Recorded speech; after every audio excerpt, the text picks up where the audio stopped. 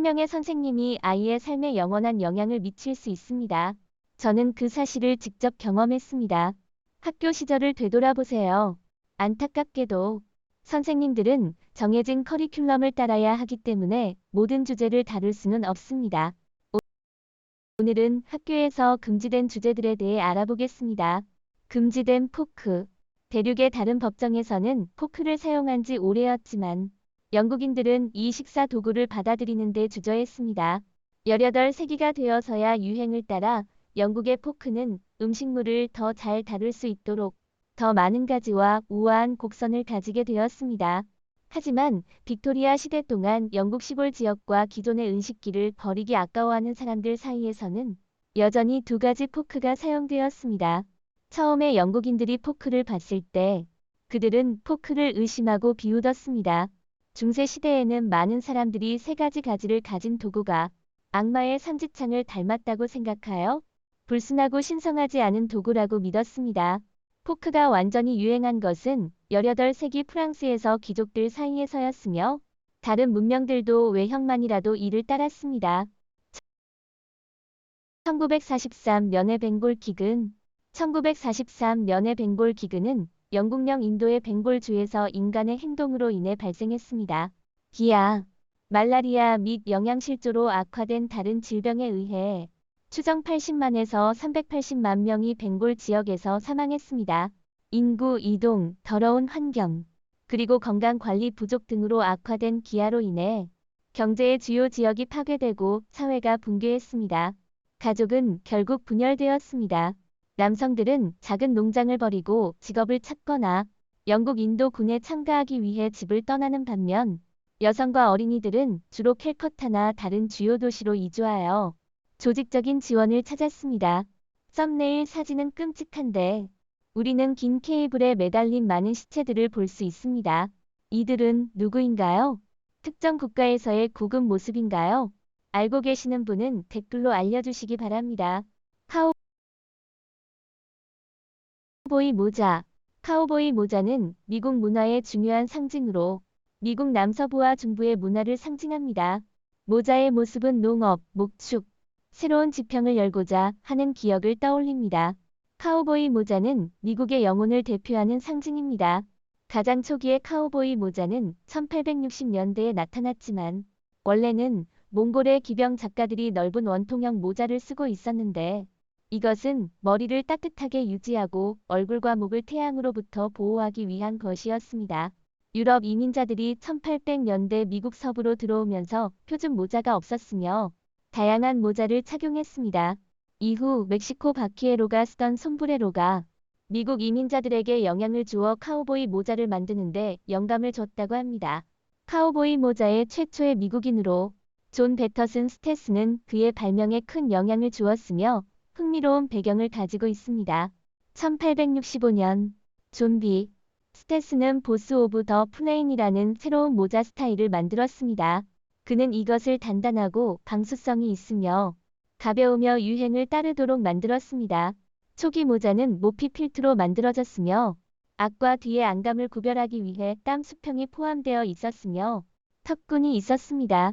이 모자들은 일반적으로 간단한 회색, 검정색, 갈색 또는 흰색으로 칠해졌습니다. 대부분의 사람들이 카우보이 모자를 상상할 때는 스테슨을 상상하지 않습니다. 모자의 테두리와 윗부분은 원형이며 평평했습니다.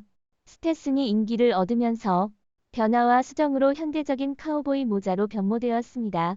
제임슨의 식인증.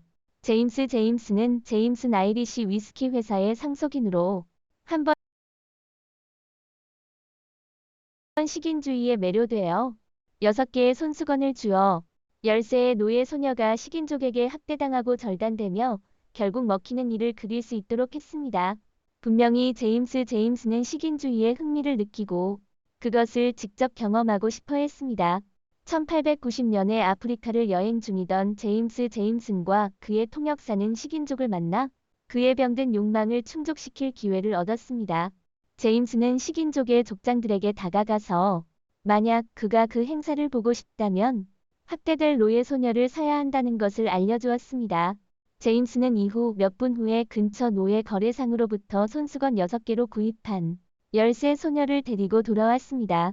그리고 통역사가 족장들에게 다가가 그 소녀가 백인이 그녀를 먹고 싶어하는 선물이라고 말했습니다.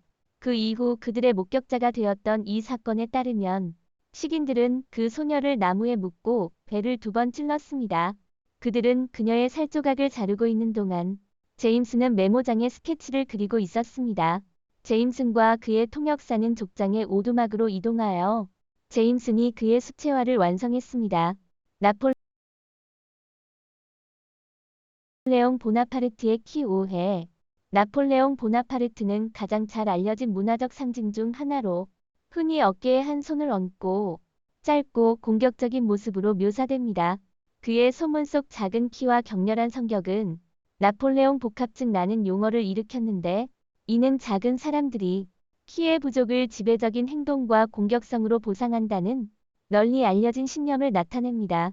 프랑스의 3가지 출처에 따르면 그의 대복, 고르고 장군, 그리고 그의 개인 의사인 프란체스코 안토 마르치, 나폴레옹의 키는 당시 프랑스의 평균보다 조금 높은 이 정도였습니다.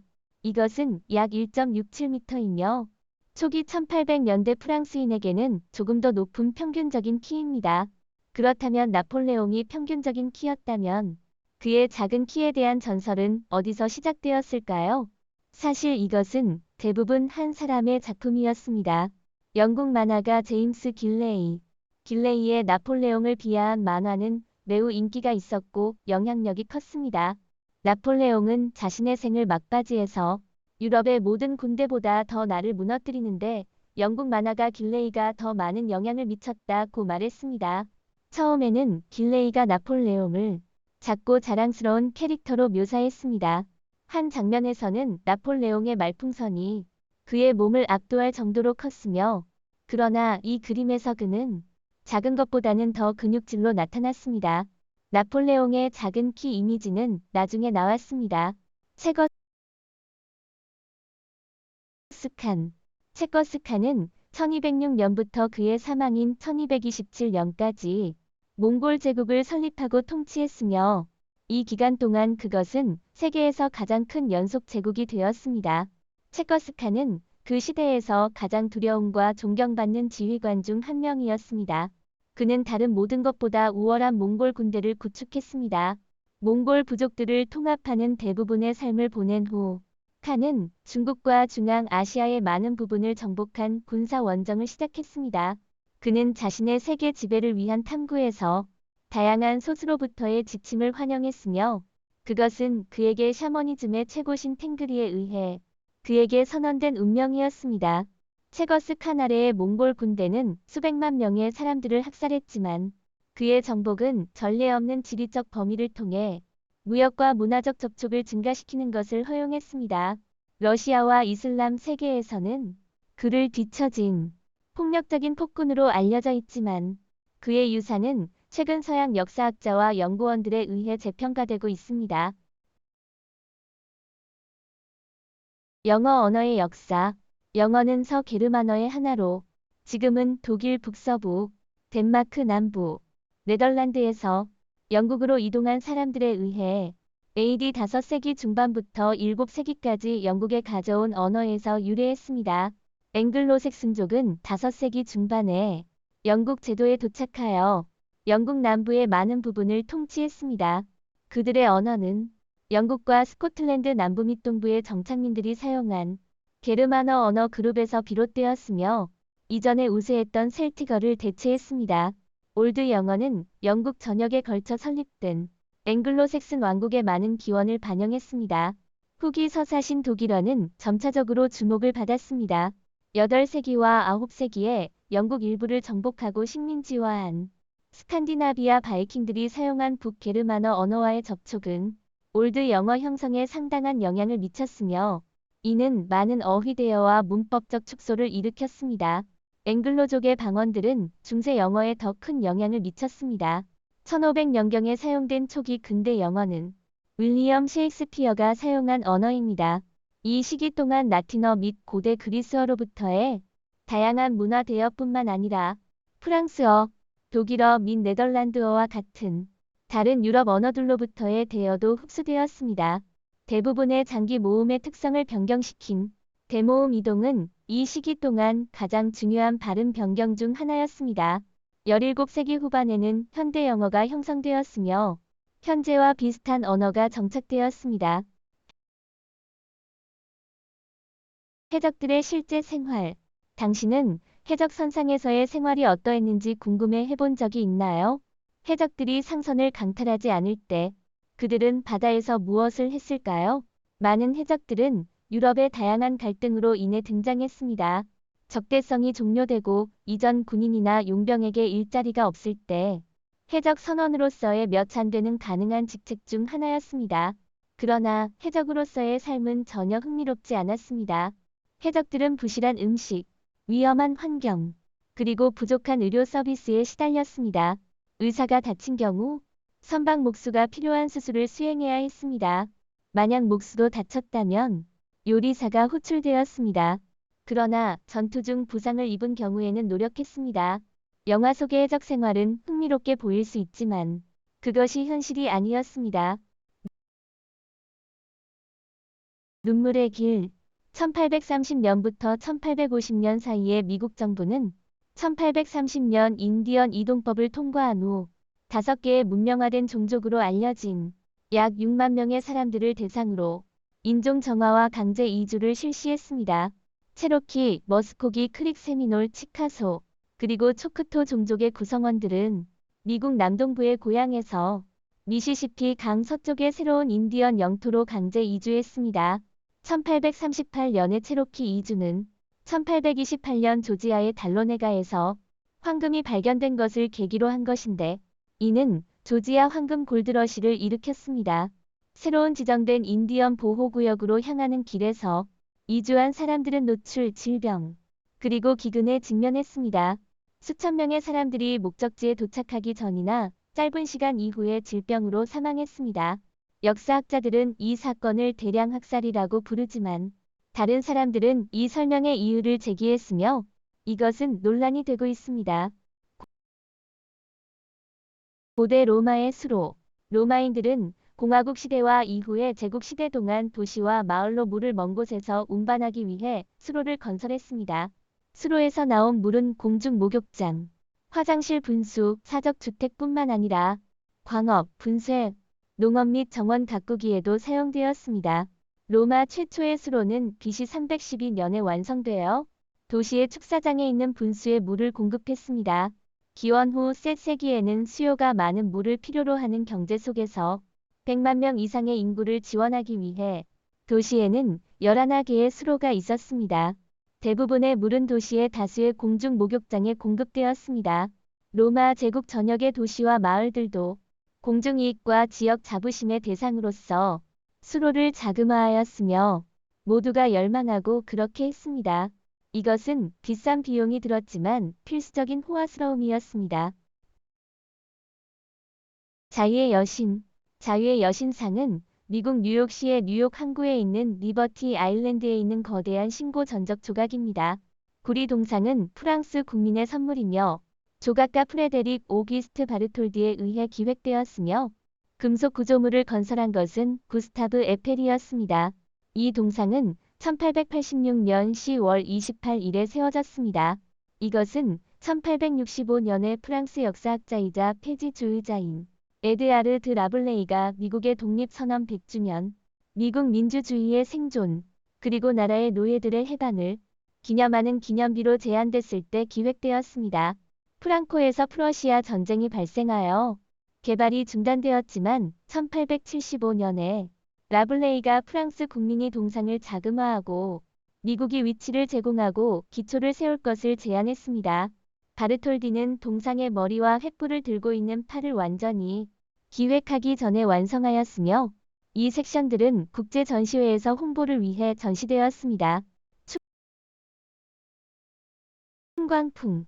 1518년의 춘광풍은 당시 홀리 로마 제국 일부였던 스트라스부르의 주민들을 갑작스럽고 겉으로는 통제할 수 없는 충질에 사로잡혔습니다. 1518년 7월 가 TROFFEA라는 여성이 거리로 나와 조용히 몸을 비틀고 돌리고 흔들기 시작했습니다. 그녀는 거의 일주일 동안 솔로 춤을 이어갔으며 곧 그 주위에 약 12명 정도의 다른 사람들이 함께 춤을 추기 시작했습니다. 8월이 되자 춘광풍은 최대 400명의 사망자를 야기했습니다. 다른 설명이 없어서 현지 의사들은 현상을 뜨거운 피로 설명하고 고통받는 이들에게 그냥 열을 춤추면 날아간다고 조언했습니다. 무대가 세워지고 프로 춤꾼들이 고용되었습니다. 도시는 심지어 배경 음악을 제공하기 위해 밴드도 고용했습니다. 그러나 이 마라톤은 빠르게 사람들의 신체적 한계를 초과했으며 많은 춤꾼들이 과로로 인해 기절하고 몇몇은 뇌졸중과 심장 발작으로 사망하기도 했습니다. 기이한 에피소드는 춤꾼들이 사면원으로 떠나면서 9월까지 지속되었습니다. 스트라스부르 춤광풍은 전설적으로 들릴 수 있지만 16세기의 역사적 기록에 잘 기록되어 있습니다. 유사한 광기는 스위스, 독일 및 네덜란드에서 발생했지만 1518년에 발생한 것처럼 대규모이거나 치명적인 것은 거의 없었습니다. 마운트 러시모어의 비밀사. 매년 거의 300만 명의 사람들이 남다코타 주의 블랙힐스를 방문하여 4명의 미국 대통령이 새겨진 마운트 러시모어를 보러 갑니다. 이 명맥이 끊어지는 동안 숨겨진 방에 대해 역사학자는 미래의 문명에게 왜 조각상들이 거기에 놓여 있는지 알려주기 위해 산속에 작은 방을 만들기로 결정했습니다. 산의 거대한 머리를 조각한 사람이 거대한 산보다 크다는 것은 놀랍지 않은 일입니다. 덴마크 이민자의 아들인 아이다호 출신의 구츠온 보글럼은 남다코타 주 역사학자가 그에게 블랙힐스의 산을 조각할 것을 제안한 시점에 이미 자신의 이름을 알리고 있었습니다. 그가 $1,400만 프로젝트를 시작하면서 그의 생각은 그가 어떻게 사라져갈 때 자신과 인류가 어떻게 기억될 것인지에 대해 생각하게 되었습니다. 산에 60피트 크기의 내 얼굴을 새겨 넣을 것이 아니라고 생각한 것입니다. 결국 우리는 스톤헨지를 지은 사람들에 대해 매우 적은 것만 알고 있습니다. 기록의 전당. 미래의 문명이나 외계인이 우리의 유산을 감상할 수 있도록 하려면 우리는 현재의 기술을 사용하여 정보를 보존하고 저장해야 합니다. 디지털 기술을 사용하여 역사적인 문서, 사진, 비디오 등을 보관하는 것이 가능합니다. 이러한 정보는 전자적으로 보관되어 수백 년 동안 보존될 수 있습니다. 또한 우주선이나 우주 탐사 장치를 통해 우주로 정보를 발송하는 것도 가능합니다. 마운트 러시모어의 경우 보글럼의 비전은 미국 정부와의 협력이 없었으나 그의 작품은 계속해서 방문객들에게 인상을 주고 있습니다. 보글럼의 작품은 역사적인 유산의 일부로서 소중히 여겨지고 있으며 미래의 세대들에게도 영감을 줄 것입니다. 고대 로마 배관 시스템의 역사. 고대 로마의 배관 시스템은 그들의 공학적 업적 중 하나로 현대 사회에 영향을 미치는 중요한 기술입니다. 이러한 시스템은 신선한 물을 제공하고 폐수를 처리하여 공중 보건과 위생을 향상시켰습니다. 또한 로마의 배관 시스템은 기술적 혁신과 도시 계획이 예술적인 결합으로 인해 전 세계에서 감탄을 받았습니다. 이러한 기술은 납 중독에 대한 우려로 인해 일부 문제가 있었지만 전반적으로 로마의 배관 시스템은 그들의 문명의 발전에 기여한 중요한 요소입니다. 벤자민 프랭클린에 관한 재미있는 신화. 1752년에 벤자민 프랭클린은 번개가 치는 번개의 날에 나가서 연을 날렸고 번개가 번개를 맞은 순간 전기를 발견했다고 하죠. 그렇지 않습니다. 이 이야기에는 몇 가지 오류가 있습니다. 프랭클린은 위장을 쓴 채로 실험을 진행했습니다. 번개가 치지 않았으며 그는 전기를 발명한 것이 아닙니다. 그는 번개와 레이든 병과 같은 다른 물체가 생산한 불꽃 사이의 연결을 확립한 것뿐입니다. 전자레인지의 탄생. 1945년 국방거장 레이시온 레이시안에서 레이더 프로젝트에 종사하던 자학한 엔지니어 퍼시 스펜서는 실수로 전자레인지를 발명했습니다. 그는 자기에게 마그네트론이라 불리는 새로운 진공관을 테스트하는 도중 주머니에서 녹은 초콜릿 막대기를 발견했습니다. 그는 마그네트론 근처에 팝콘 알을 두고 그들이 부품 팝콘으로 변하는 것을 지켜보기로 결정했습니다. 스펜서는 이후 달걀을 마그네트론 근처에 놓았는데 달걀이 터지는 것을 보았습니다. 달걀 속의 열로 인해 압력이 생겨 달걀이 움직이기 시작했습니다. 스펜서는 달걀이 터진 후 노른자가 뜨겁다는 것을 알아차렸습니다. 그는 마그네트론의 점일도 에너지가 식품을 빠르게 요리할 수 있다는 것을 깨달았습니다. 그는 전자레인지 전원을 주입할 수 있는 구멍이 있는 금속 상자를 만들었습니다. 가든 에너지로 상자 안에 높은 밀도의 자기장을 만들었습니다. 그는 식품을 상자 안에 넣고 에너지의 열이 식품을 요리했습니다. 그 결과 전자레인지 오븐이 탄생했습니다. 와일드 빌 히콕 포커가 프랑스의 포크 POQE에서 진화했다는 관점이 가장 많습니다. 19세기에 프랑스 선원들이 뉴올리언스에 도착할 때 그들은 이 게임을 함께 가져왔고 이 게임은 미시시피 강을 따라 퍼져갔습니다. 19세기 중반까지 포크가 요구하는 원래의 20장 카드덱 대신에 정규 신두장 카드덱이 대체되었고 규칙이 변경되었으며 이름이 포커로 영어식으로 발음되었습니다. 서부 국경이 확장되면서 게임은 인기를 얻게 되었고 게임이 돈을 걸고 치러지는 것이 보통이었습니다. 게임은 내전과 대왕급 러시 기간에 더욱 퍼졌습니다. 서부에서는 모든 종류의 플레이어들이 등장했으며 속임수, 호갱질, 도박, 폭력이 게임과 결부되었습니다. 독 할리데이, 와일드 빌 히콕, 패캐릿 등의 유명한 포커 플레이어들은 와일드 웨스트 세론과 끊임없이 연결되어 있습니다. 현재 데드 맨스 핸드 떼맨 S핸 카드 조합으로 알려진 것은 와일드 빌 히콕이 1876년 8월 2일 맥콜잭 머카올에게 머리 뒤에서 총에 맞아 죽을 때 가지고 있었던 5장 스터드 패 또는 5장 드롭 패였다는 이야기에서 유래되었다고 알려져 있습니다. 히콕의 최후의 패에는 애쉬와 클로버 카드의 에이스, 클로버와 스페이드의 2개의 블랙 에이트, 그리고 히콕의 피 한 방울이 묻은 하트 여왕이 포함되어 있었습니다. 그러나 총격 후 즉시 이러한 사실들이 기록되지는 않았습니다. 위대한 데네, 줄리아나는 메달을 받은 데네였습니다. 그녀는 소방물을 진압하고 주인에게 불이 시작된 것을 알려준 것으로 2개의 블루 크로스 메달을 받았습니다. 1941년 4월 제2차 세계대전의 2년째인 시점에서 영국 전역에 폭격이 이뤄졌습니다. 줄리아나와 주인이 살던 집의 천장을 통해 소방물이 떨어진 것으로 추정됩니다. 이 개는 폭탄 위에 서서 소변을 보이며 불을 끄고 퍼지지 않도록 했다고 전해집니다. 그녀는 이 행동으로 첫 번째 블루 크로스 메달을 받았습니다. 글라디에이트릭스 글라디에이트릭스는 고대 로마의 글라디에이터의 여성 버전입니다. 여성 글라디에이터들은 남성들과 마찬가지로 서로나 야생동물과 대결하여 다양한 게임과 축제에서 관중을 즐겁게 하기 위해 경기를 벌였습니다. 그들에 대해 알려진 것은 매우 적습니다. 그들은 남성 글라디에이터들과 대략 같은 장비를 사용한 것으로 보이지만 그들은 대부분의 경우 적은 수로 늘어섰으며 관중들에게는 이국적인 신기한 존재로 여겨졌을 것으로 보입니다. 그들을 로마 공화국 말기와 초기 로마 제국 시기에 소개되었으며 200년 이후로는 법적으로 금지되었습니다. 그들의 존재는 로마 귀족 가문의 일부로부터 기록된 소수의 이야기와 소수의 글로 행렬된 명판에서만 알려져 있습니다.